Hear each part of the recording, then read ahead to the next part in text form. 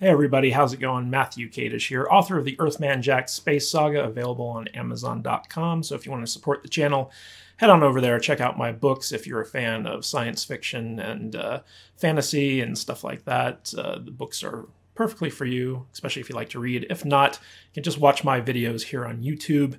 And today we are going to be talking about a rumor that has been driving me absolutely butt nuts crazy every time I see it kind of thrown around on Twitter and YouTube and stuff like that. Now, there's a lot of confusion out there about Star Trek. In particular, the licensing rights to Star Trek. And there's a lot of misinformation being bandied about. And I've actually done extensive research into this. If you guys have ever followed me for any amount of time on Twitter, you'll know that I publish articles over on medium.com about entertainment industry stuff, story analysis, things of that nature. And I actually used to work at Paramount Studios back in the day, around the time that Star Trek Enterprise was being shot. And so I had some inside knowledge into how the studio operated, and having worked in the industry, I also kind of understood some of the business end of things. And so I wrote this 4-part expose about how the licensing structure for Star Trek is kind of set up. Because what happened was all the Star Trek licensing used to be under one company, which was Viacom. And Viacom owned Paramount Pictures and CBS Networks. And so the idea that you could have a Star Trek TV show and Star Trek movies going on at the same time wasn't out of the realm of possibility, because the rights holder owned both of those companies that could make movies and TV shows. And what eventually happened was that the masterminds over at Viacom decided to split the company into 2 separate companies, that being CBS Corporation and the new Viacom.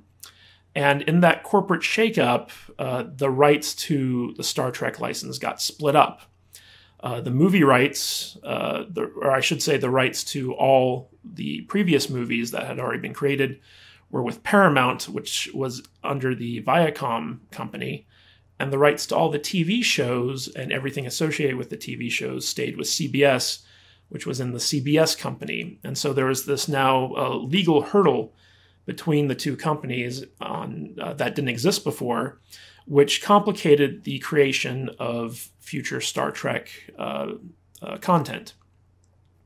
So what essentially happened was CBS controlled all the licensing for Star Trek, and for Paramount to make new Star Trek movies, they needed to be awarded that license by CBS, and CBS basically had the final say in what could and couldn't be done with the Star Trek movies.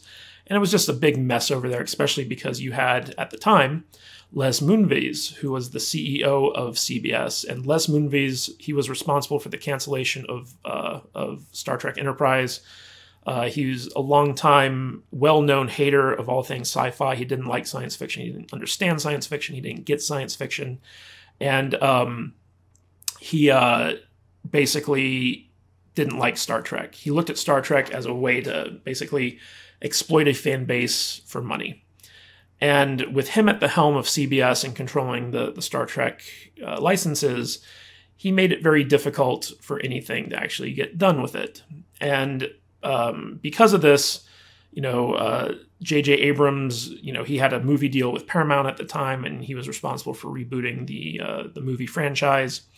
And he kept butting heads with CBS over stuff he wanted to do. Like J.J. Abrams wanted to do TV shows, he wanted to do comic books, he wanted to do all types of interwoven multimedia crossovers that had to do with Star Trek. And you kind of saw a shade of this with how they did Lost, the TV show Lost, where, in addition to the TV show, you had books that tied into it. You had augmented reality games and all types of stuff that was meant to expand upon the story of Lost outside of the TV show.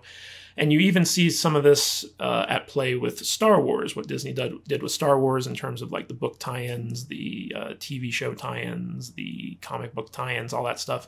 That's the type of vision that JJ initially had for Star Trek. Now, that didn't quite work out as JJ had planned because of CBS and the overly complicated licensing structure that controls everything that has to do with Star Trek. And if you guys want to really know the details behind that, you can go check out my expose. I'm linking to it in this video. It's a very long and detailed expose, but it really kind of is meant to demystify all the confusion around the licensing of it. Now, that being said, there is a rumor flying around out there about Discovery and Star Trek Picard and all these new Star Trek shows that are being made for CBS All Access that I feel needs to be addressed, because I see it more and more. And when people use this rumor to justify their criticisms of Alex Kurtzman or the direction that CBS is going with Star Trek or what have you, they just come off looking foolish. They come off looking like they're ignorant of the actual industry that's making the new Star Trek content, and it undermines their criticism. It gives the executives at CBS and the people at Secret Hideout, the production company that's making the new Star Trek TV shows, excuses to ignore their criticism and to write them off and basically say, you don't know what you're talking about. And within the industry, within the people who work in the industry and who are in the know, all you have to do is discredit your valid critics one time, and nobody has to listen to them anymore. That their Hollywood bubble is protected. And so when disinformation and rumors about this stuff get out there and gain traction, it just makes the valid criticism dismissible. And that's not good, especially for beloved franchises like Star Wars and Star Trek. And one of the reasons I wanted to start my own YouTube channel was to try to combat some of this misinformation and misunderstanding of how the entertainment industry works. Now, I might not have been successful in the entertainment industry, but I worked in it long enough to understand it. And, I was a business minor in college, so I have some background in, finance and business and things like that. And when I was in Hollywood, I really studied the industry because I was deep into it. I read Variety and Hollywood Reporter every day. I had friends who were, agents and managers and executives and, just ran the gamut of the entertainment industry. And having worked as a writer and director in the entertainment industry as well, I kind of got to see firsthand how business is done and how things really operate behind the scenes. And I even worked at Paramount Studios for a time, as I told you before. Now, I was a low-level page at Paramount Studios, which is basically like a glorified intern, but being on the lot every day and networking with people and hearing the gossip on the sets, like working in a Hollywood studio is a lot like living in a small town, where it's just like you get to hear things, just through the grapevine. You get to talk to people who let things slip, and you pick up on things. And so that was my life for a little over a decade. I was in Hollywood, I was in LA, I was in the industry, at one point very deep into it and at other points on the periphery of it.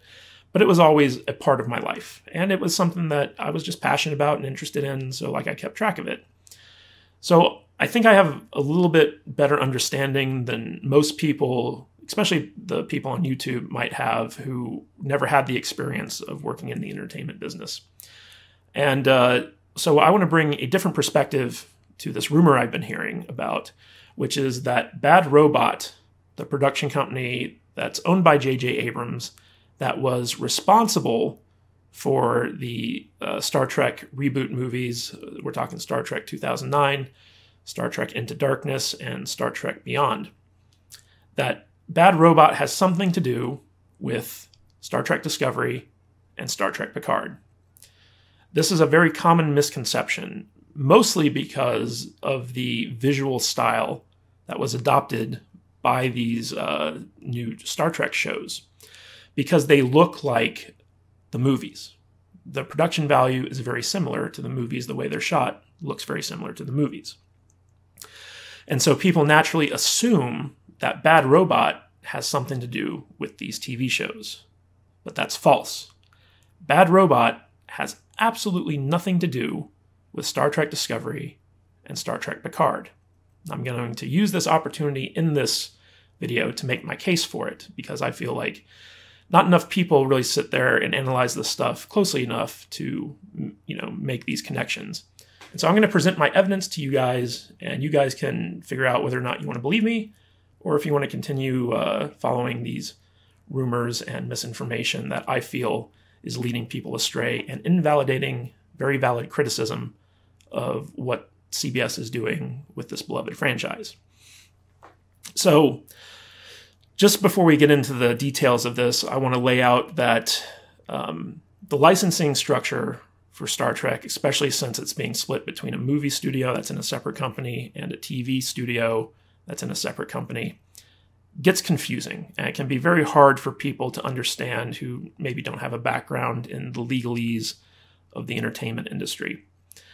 And the license that was created for Bad Robot in order to make their movies is a separate license from the license created for Star Trek Discovery and the license created for Star Trek Picard. Every Trek TV series, every incarnation of Star Trek, has its own separate license. With the exception of the movies, basically, that were before the reboot, because those movies fell under the general license for the TV show. So all the original series movies like Star Trek The Motion Picture, Star Trek II Wrath of Khan, all the way up to Star Trek VI The Undiscovered Country, those fell under the original series license for Star Trek, just like the movies for The Next Generation fell under the Next Generation license for the TV show. So those were all kind of bundled together because they happened before the split of CBS and Viacom. Now, after the split between CBS and Viacom, the licensing structure got a little bit more complicated. So there's a license for the 2009 Star Trek reboot. We don't know exactly what it's called. Some people call it the Bad Robot license. I've heard that internally it's referred to as the New Trek license. But it was under that license that Bad Robot made their movies. And, Into Darkness and Beyond have their own separate license that is tied in with that license. And it's just a way to kind of bilk more money out of licensors or licensees to have a separate license for each of those films. So basically, CBS created a new license for each of the Bad Robot films. Now, with the creation of this license, it is believed that Bad Robot gets some type of royalty or some type of fee whenever it's used. So like if CBS licenses out the New Trek license to a t-shirt maker, for instance, CBS then has to pay royalties on the fees they get from that t-shirt maker to Bad Robot, because Bad Robot, in their deal with Paramount and CBS, kind of finagled their way into some type of royalty structure. So every time the New Trek license is used, CBS owes money to Bad Robot. Now, in addition to this, Alex Kurtzman has his own production company. Now, before this, he had a production company with his writing partner, Roberto Orci, both of whom came out of the Bad Robot stable of writers. They were friends with J.J. Abrams. They worked through Bad Robot. Bad Robot kind of brought them up through the industry. So when they separated from Bad Robot, Kurtzman and Orci created their own separate company and separate deals with studios. And one of their deals was with a company they created called KO Paper Products. And that was a TV production company that got a deal with CBS. And they created a number of hit TV shows for CBS. I believe Hawaii Five-0 was one of them, shows like that. And it did very well, and they had a very good relationship with CBS. And then Kurtzman and Orci parted ways for some reason. Nobody really knows why. But once they split up, Kurtzman created a new company called Secret Hideout, which then kind of inherited the production deal that KO Paper Products had with CBS. And so they were an independent company that was involved with CBS. And because of their long-standing relationship with Kurtzman, when CBS decided to start creating new Star Trek TV series, they went to Kurtzman due to his involvement with the movies and kind of, gave him the new TV license. Now, at the time, in addition to having a TV deal with CBS, Kurtzman's Secret Hideout Productions also had a movie deal with Universal. And this is the time period where he was making The Mummy with Tom Cruise, and he was set to be the super producer overseeing the Dark Universe, which is going to be Universal's classic monster movie universe. Now, that didn't exactly work out as planned. Universal ended up canceling their deal with him, and Kurtzman retreated back to Secret Hideout and his TV deal with CBS. Now, when this happened, this was after the first season of Discovery had been shot, and there was all types of chaos with that production. And the reason there was chaos was because Brian Fuller, who was originally the initial showrunner, he's the guy who came up with the concept, he got fired, basically. CBS fired him. He butted heads with studio executives. He made a lot of decisions which caused cost overruns and delays to the production. And so CBS got rid of him, and he was replaced by two showrunners named Harberts and Berg, who he had worked on previously with, on, I believe it was Pushing Daisies. And so they were kind of Brian Fuller's people in the Star Trek production. And Kurtzman appointed Akiva Goldsman to be his guy on the production while he was off, futzing around with the Mummy and Universal. So once those three were kind of put in charge of Discovery, they were butting heads constantly because they all had differing visions of how they wanted the series to go. But in addition to those three, you also had Les Moonves, who was making all sorts of outrageous demands because he didn't care about Star Trek, he didn't understand Star Trek, he just wanted it to be updated to look good in order to sell more licensing for the company. And so a lot of the really controversial decisions for Discovery were mandated by Les Moonves. Things like the look of the Klingons, the look of the sets, the special effects, things like that. Those were all kind of mandated by Les Moonves. So during this time of chaotic development for Discovery, where Les Moonves was in charge and Kurtzman was kind of an absentee producer, and you had this triumvirate of Harbertsberg and Goldman kind of butting heads with one another, the decision was made to have the show kind of carry over the look of the movies, not only because it added production value to the show, which is something that Les Moonves really wanted to hammer home on, but because it also opened the door for potential future tie-ins to movies should they decide to go that way. So it was a conscious decision to make Discovery look like a Bad Robot movie. And because of this decision, people think that Bad Robot has something to do with these TV shows. And they don't. Bad Robot is a separate company from Secret Hideout. Bad Robot does not have a deal with CBS. In fact, Bad Robot's TV deal has been almost exclusively with Warner Media since 2006. So that's over a decade that they've had some type of TV deal with a rival studio. Now, Bad Robot had a movie deal at Paramount, which is, how J.J. Abrams got his hands on Star Trek in the first place. But all their TV stuff was done through Warner Media. And the only connection I was able to find between Bad Robot and CBS was the TV series Person of Interest, which Bad Robot produced, but it aired on CBS. It was a big hit for CBS. However, that was made through Warner Brothers and sold to CBS as a series. So all of Bad Robot's TV deals are through CBS. Now, if you need further proof that Bad Robot has absolutely nothing to do with Star Trek Discovery or Star Trek Picard or any of the Star Trek shows that are going forward, you need look no further than the credits on these actual shows. Because contractually, if a company is involved with the production of a show, they're going to have some type of credit. You'd see a producer credit for J.J. Abrams. You'd see a production credit to Bad Robot. You'd even see maybe a bumper at the end of each episode where, and if you've ever watched the Bad Robot TV show, you'll have seen this where it's got like the red robot kind of going through the the tall grass, and it says Bad Robot at the end. So if Bad Robot was involved with any of these shows, you'd see that bumper at the end of it. Now, the first season of Discovery was actually co-produced with Brian Fuller's production company.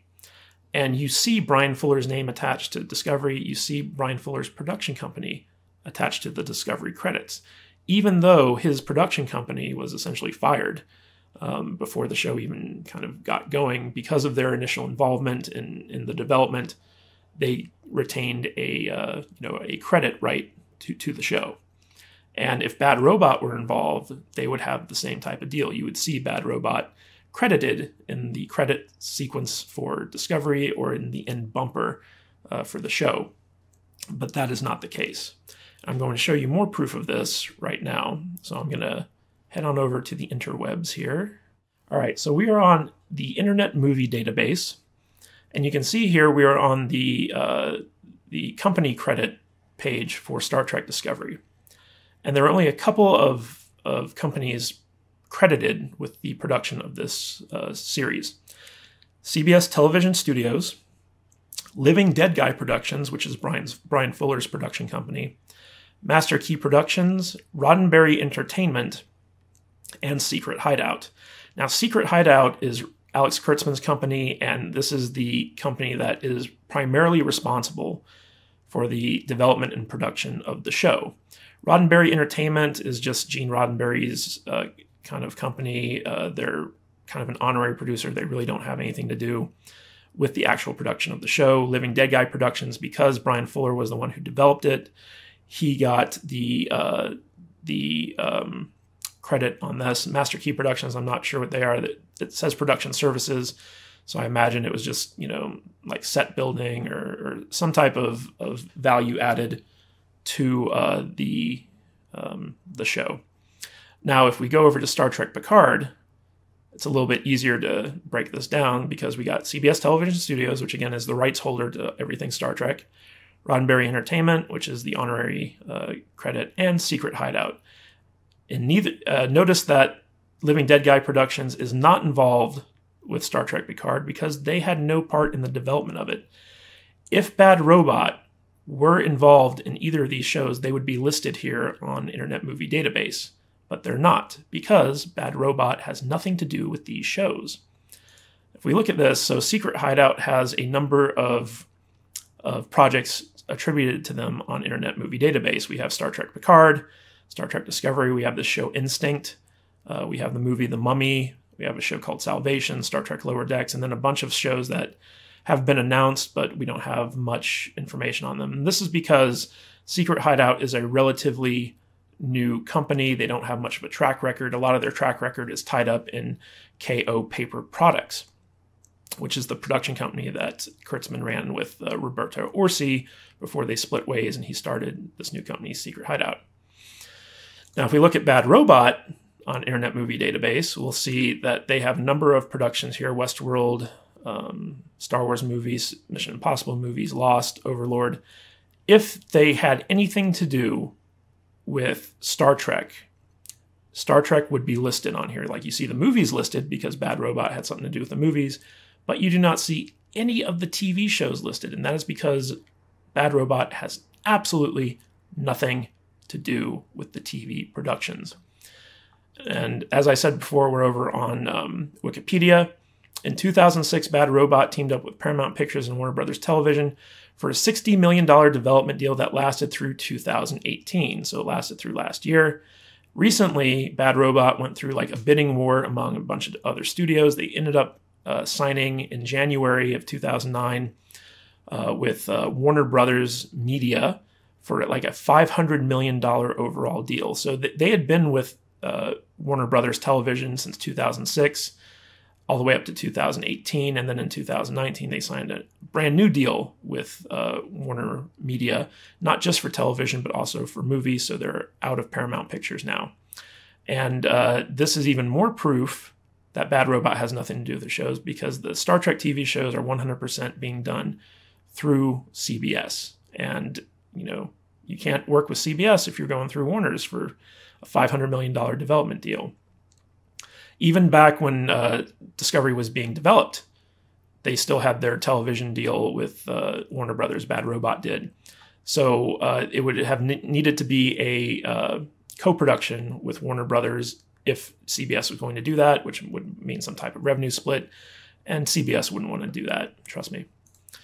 Now, over here on the Memory Alpha Wikipedia for Star Trek, this is even more evidence right here, where it says, meanwhile, his former co-worker Alex Kurtzman, speaking of J.J. Abrams and Bad Robot, because this is the Bad Robot Productions page for the wiki, Alex Kurtzman had formed his own production company, Secret Hideout, in 2014, with a television arm founded in 2016. Since Abrams had declined to exercise his contractual first option rights to make new Star Trek series because Kurtzman got fed up with CBS and he moved on.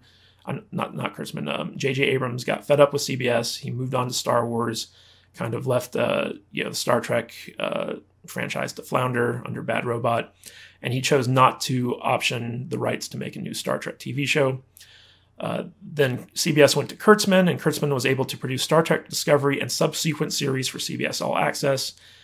Secret Hideout is otherwise not affiliated with Bad Robot. Let me repeat that. Secret Hideout is otherwise not affiliated with Bad Robot. Now, Alex Kurtzman was mentored and kind of fostered in his career by J.J. Abrams. He came out of the Bad Robot writing incubator. He was kind of shepherded through Hollywood by J.J. Abrams, and he had involvement with the Star Trek TV show, the Star Trek movie reboots. But because of that, people think Bad Robot has something to do with Kurtzman producing the new Star Trek series when they don't. Okay, Secret Hideout is its own independent, separate entity that Kurtzman owns and operates, and Bad Robot is its own independent entity that J.J. Abrams owns and operates. Bad Robot has a deal with Warner Brothers. Secret Hideout has a deal with CBS. And we can see here that after their initial deal with CBS, Kurtzman inked a 5-year extension deal with Secret Hideout and CBS, specifically to produce Star Trek-related content. And I'll link to this article in the description, but I'm not going to go through it. Just know that basically this is kind of the press release that states that Secret Hideout is the production company that is producing all the new Star Trek series and developing the new Star Trek series and working with CBS. And if we go to this article from The Wrap, I just want to call attention to this first paragraph where it says, Alex Kurtzman is going independent while also deepening his relationship with Universal Studios. This going independent thing is very important because it means that he was stepping away from J.J. Abrams. He was stepping away from his producing partner, writing partner, Roberto Orci, and he was kind of striking out on his own. And his new company, Secret Hideout, which, here's the KO Paper Products company that he ran with Orci, that morphed into Secret Hideout. He inked a movie development deal with Universal Studios and then a separate TV deal with CBS. And because of that deal and because of his association with Bad Robot and the Star Trek movies, CBS went to his production company to produce the new Star Trek TV shows as a co-producer with Living Dead Guy Productions and Brian Fuller, who CBS had no deal with. So because they were using Brian Fuller's pitch, they teamed him up with Kurtzman, and that's how that came together. After Brian Fuller was fired, Living Dead Guy Productions has no further involvement in future Star Trek series. It's all 100% Alex Kurtzman and Secret Hideout, with no input at all from Bad Robot. And in addition to that, if they were to use the Bad Robot license for any of these TV shows, that would mean that Bad Robot would be entitled to a royalty from these TV shows. And it's not good business for CBS and Alex Kurtzman with his Secret Hideout company to be siphoning off some of their profit to a production house that's basically not doing anything at all. And that's another reason why the Bad Robot license is still separate from the Discovery license and the Star Trek Picard license, because they have nothing to do with one another and they would actually devalue the profit being seen because you'd have another partner that you'd have to share those profits with. So this is the reason why none of this misinformation about, Bad Robot being involved with the new TV shows is accurate. Because of all these reasons I laid out, it wouldn't be a secret. If Bad Robot were involved with Discovery or Star Trek Picard, it would be very public knowledge, But because their name is off the credits, because they would have to participate in some type of royalty structure, royalty sharing, if they were involved, I do not think there is any evidence to suggest that Bad Robot has anything to do with Kurtzman's new take on the Star Trek universe, and anyone who says otherwise is either misinformed or intentionally misleading you, because it is simply not the case. All right, guys, I've rambled on long enough. What do you think about this? Are you confused by the licensing structure? Do you agree with me? Do you believe Bad Robot is somehow secretly involved? I want to know your thoughts in the comments of this video. And as always, for more movie, TV, and entertainment news and analysis, please subscribe to my channel. I would really appreciate it. This is Matthew Kadish. I will catch you in the next video.